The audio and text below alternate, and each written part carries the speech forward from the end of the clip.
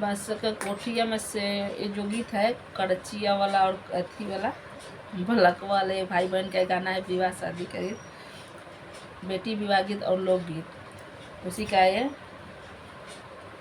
Second part है। इतना बचाना तू सुना लो है नाना दो, खारी चौकठिया भैलू हो का, तू चौकठिया धैले हो का, इतना बचाना जाबा सुना लो हो नाना दो, खारी चौकठिया धैले हो का, खारी चौकठिया धैले हो का, किया तोरो भाऊजो नुना वाहो चोरमनी,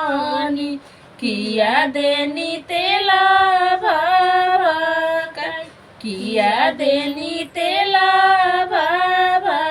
का, नहीं मोरा नाना दो नुना वाहो चोरवालू, नहीं देलू तेला भावा का, नहीं देलू तेला भावा का, राम रसोया जहर बोले ली हो भाभी, ओही विधि बड़ा न हो तो,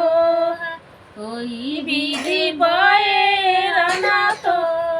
नहीं मोरो नाना दो तेला नुना वाहो चोरवालू, नहीं दयालु तेला बाबा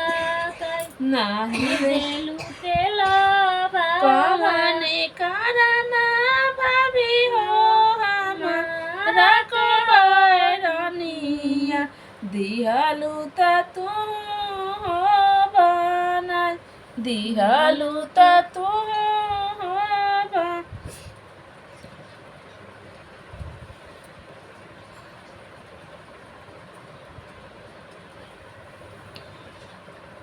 यही विधि भैलू हो बीरान, यही विधि भैलू जाऊँ जाऊँ नाना दो घर अपन हो जाऊँ, यही विधि भैलू हो भी जाऊँ नाना दिया हमार